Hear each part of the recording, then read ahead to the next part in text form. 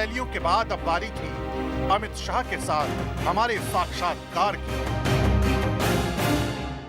नमस्कार, मैं हूं अमीश देवगुन। आज सुबह से हम पूरा दिन बिता रहे हैं गृह मंत्री अमित शाह के साथ। हम उनके साथ उनके कई कार्यक्रमों में गए। अमित शाह जी, सुबह से आज हम पूरा दिन आपके साथ बिता रहे हैं। मेरा आपसे सबसे महत्वपूर्ण सवाल यही है शुरुआत में कि बंगाल में भी चुनाव है, तमिलनाडु में भी चुनाव है, असम, पौंडीचेरी, सब राज्यों में चुनाव है, लेकिन बंगाल भारतीय जनता पार्टी के लिए इतना अहम क्यों है? ऐसा नहीं है, सब राज्य हमारे लिए अहम है।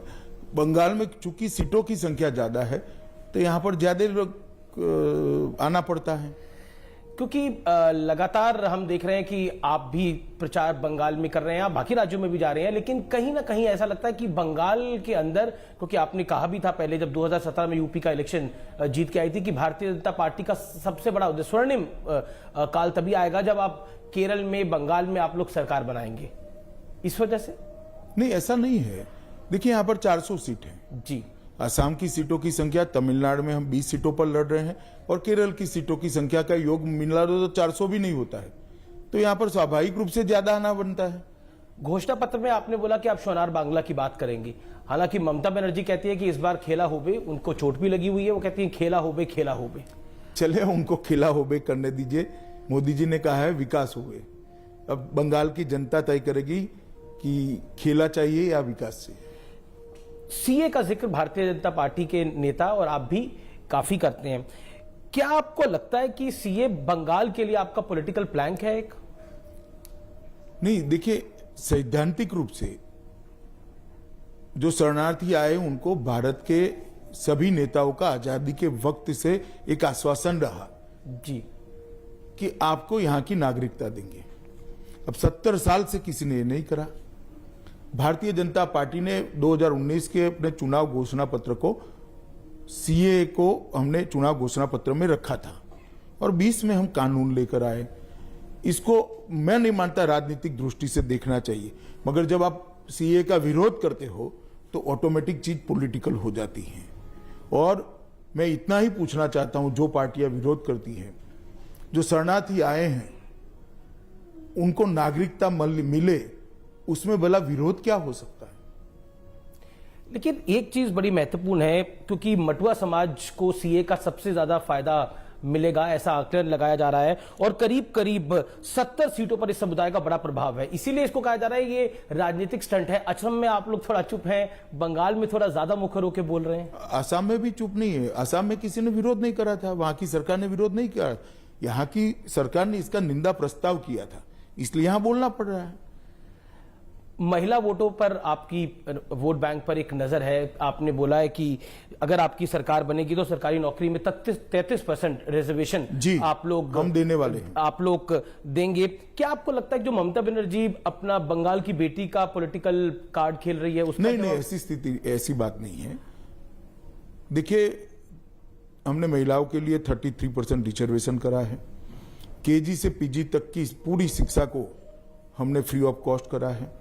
पूरे बंगाल में सरकारी ट्रांसपोर्टेशन में बंगाल की बेटियों को, माताओं को फ्री ऑफ कॉस्ट ट्रांसपोर्टेशन की व्यवस्था करी है। आज बंगाल के अंदर जो दारुण गरीबी है उससे कम से कम महिलाओं को एक प्लेटफॉर्म देने की जरूरत है, ऐसा सब लोग फील करते हैं। तो ये प्लेटफॉर्म देने का हमारा एक प्रयास है। क्या अमित शाह जी, क्योंकि हमने बार बार देखा इस हर रैली के अंदर आप घुसपैठ की भी बहुत ज्यादा बात करते हैं। आप कहते हैं कि घुसपैठ जो है उसको हम रोकेंगे, क्योंकि आप देश के गृह मंत्री भी हैं। विपक्ष की तरफ से आरोप लगता है क्यों पहले घुसपैठ नहीं रुक रही थी, जो अब गृह मंत्री कह रहे हैं कि बंगाल में सरकार बनेगी तो रुक जाएगी? इसलिए क्योंकि घुसपैठ सिर्फ भारत सरकार से नहीं रुक सकती, एक पूरा इकोसिस्टम होता है। अगर कोई डीएम सरकारी पॉलिसी के तहत घुसपैठ को बढ़ावा देता है तो बीएसएफ नहीं रोक सकती। कोई एसपी डिस्ट्रिक्ट का, आप कह रहे हैं स्टेट पैट्रोनेज है। हाँ, तो एक इकोसिस्टम ही टोटल ऐसा बनना चाहिए जो घुसपैठ को रोकने के लिए कटिबद्ध हो, तभी घुसपैठ रुक सकती है। और असम में भाजपा की सरकार बनने के बाद परिणाम अच्छे आए हैं। मेरा अगला सवाल आपसे यही है कि चुनावों के अंदर जिस तरह की भाषा का इस्तेमाल हो रहा है, ममता बनर्जी ने भी कुछ शब्दों का इस्तेमाल कर रहा, आप क्या कहना चाहते हैं जिसमें दुर्योधन, दुशासन जैसे शब्दों का इस्तेमाल किया गया? चलिए, वो ममता जी का खुद का निर्णय है, मगर मेरी पार्टी का संस्कार नहीं है। जी, टिकट बंटवारे के बाद बीजेपी में कुछ नेताओं का हमने देखा कि कई जगह विरोध हुआ, क्या कहना चाहते हैं आप उसके ऊपर? अमित भाई, स्वाभाविक प्रक्रिया है, जो पार्टी जिंदा होती है वहां आवाज होती है। क्योंकि आरोप ये लग रहा है क्योंकि आपने टीएमसी से जो लोग आए उनको बहुत सारा टिकटें दिए, इस वजह से ऐसा हो उनकी रहा है। सीटों पर बवाल हुआ ही नहीं है। ममता जी भी कह रही है कि बीजेपी हमारे गद्दारों के भरोसे काम कर रही है। चलिए, मैं ममता जी की भाषा नहीं बोल सकता, मैं इतना ही कहना चाहता हूं कि हमारी आइडियोलॉजी को स्वीकार कर जो लोग यहां पर आए हैं उनका स्वागत है, और वो यहां पर भाजपा के कार्यकर्ता, भाजपा के नेता नाते ही ट्रीट किए जाएंगे। अमित जी, भारतीय जनता पार्टी के कई सांसद और केंद्रीय मंत्री भी चुनाव लड़ रहे हैं, इसके पीछे क्या स्ट्रैटेजी है, क्या रणनीति है? कोई रणनीति नहीं है। एक चुनाव की दृष्टि से यहाँ के यूनिट को लगता है कि उनके चुनाव लड़ने से फायदा है, इसलिए उनको चुनाव लड़ाया गया है। एक सवाल बार बार खड़ा हो रहा है कि भारतीय जनता पार्टी बंगाल में मुख्यमंत्री किसको बनाएगी, और आपने कई कार्यक्रमों में भी बोला कि भूमिपुत्र होगा। क्या आपको लगता है कि टीएमसी खास तौर पर आप लोगों को बहुत घेर रही है इस विषय के ऊपर? गिरने का कोई सवाल ही नहीं है। हम कई चुनाव मुख्यमंत्री के प्रत्याशी की घोषणा के बगैर जीत चुके हैं। बड़ी बड़ी यूपी जैसी सरकारें बनाई हैं हमने। यहां पर भी बंगाल का ही एक भूमिपुत्र भाजपा सरकार का मुख्यमंत्री होगा।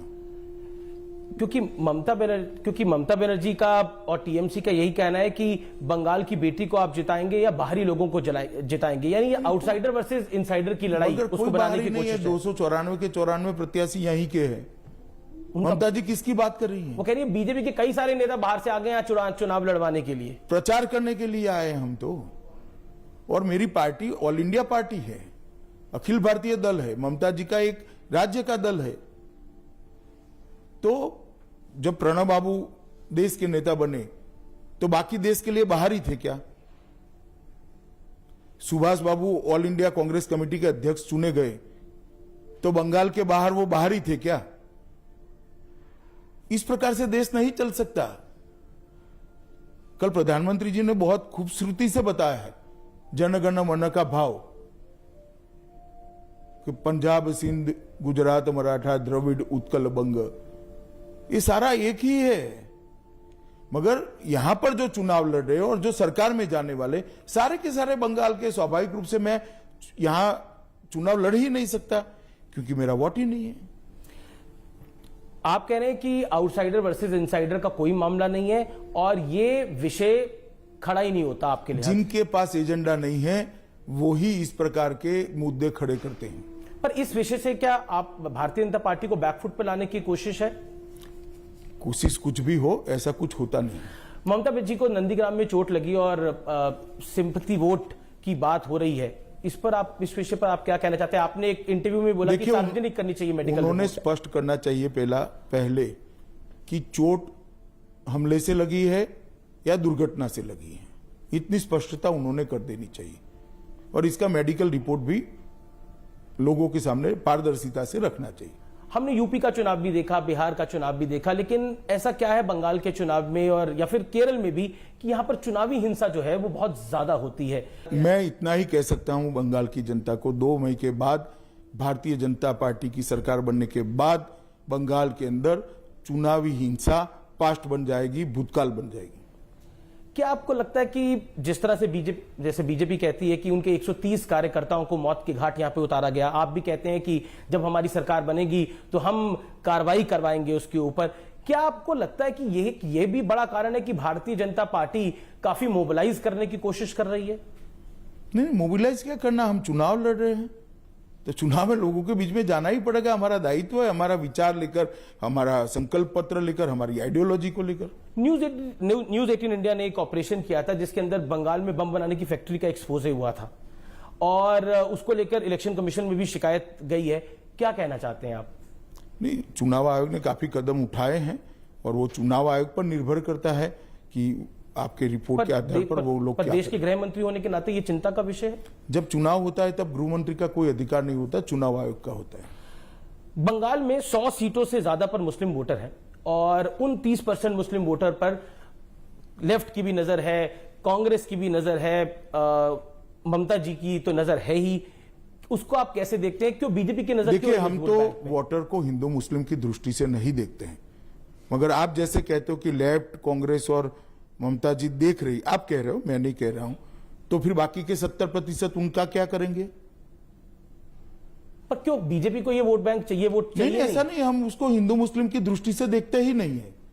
हर नागरिक वोटर है, हर नागरिक को अच्छे व्यक्ति को वोट देना चाहिए। नहीं, आप कह रहे हैं कि हम हिंदू मुसलमान की दृष्टि से नहीं देखते, लेकिन जय श्री राम का नारा लगता है हर नहीं, रैली में। जय श्री राम में क्या मुस्लिम विरोधी है? पर एक धर्म का तो नारा है ही। जरा भी नहीं। ये यहां पर जिस प्रकार से एपिसमेंट हो रहा है, इसके विरोध का नारा है। जो एपिसमेंट की पॉलिसी गवर्नमेंट की है, मुख्यमंत्री की है, इसके विरोध का नारा है। क्या आपको लगता है कि भारतीय जनता पार्टी पर जो आरोप ममता दीदी कह रही है, ममता दीदी ने बोला कि बीजेपी यहां पर सांप्रदायिक जहर फैला रही है, और सांप्रदायिक जहर की वजह से जैसे उन्होंने यूपी का हाल कर दिया है, जैसे उन्होंने प्रदेश का हाल कर दिया है, वैसे ही वो बंगाल का हाल देश का क्या हाल हुआ है? देश में डेवलपमेंट बढ़ा है, दंगे कम हुए हैं, यूपी में भी एक भी दंगा नहीं हुआ है। क्या हाल बढ़ा है? और आपके यहां क्या स्थिति है? आपने क्या हाल कर दिया है? तृणमूल कांग्रेस के एक नेता ने कहा कि 30% मुसलमान अगर इकट्ठा हो जाते हैं तो 3 पाकिस्तान बन जाए। कौन फैला रहा है जहर? हम फैला रहे हैं क्या? हमने क्या कहा है? वो कह रहे हैं कि हिंदू मुसलमान कर रहे हैं, मगर क्या हिंदू मुसलमान करा? हम तो बोले नहीं, पोलराइज कर रहे हैं। और ये जो 30% वाला बयान तृणमूल के नेता ने दिया है, ममता दीदी क्या करेगी उसका? आज तक तो निंदा भी नहीं करी है। कहते हैं दुर्गा पूजा तो पहले भी इधर होती थी, अब ये लोग कहते हैं दुर्गा पूजा नहीं करने देते, तो उस तरह का देखिए, दुर्गा पूजा की कोशिश 4 साल तक दुर्गा पूजा कोर्ट के में जाने के बाद कोर्ट की दखल से हुआ है। ये रिकॉर्ड है। आपके टीवी की टीम रिसर्च कर ले, जरा डाउनलोड करे कलकत्ता हाईकोर्ट के ऑर्डर्स को। और क्यों जाना पड़ा कोर्ट में लोगों को? आपने एक अपने कार्यक्रम में बोला था कि चुनाव आते आते तक ममता दीदी जो है वो जय श्री राम बोलेंगी, लेकिन अब चंडी पाठ, दुर्गा पाठ वो सब कर रही हैं।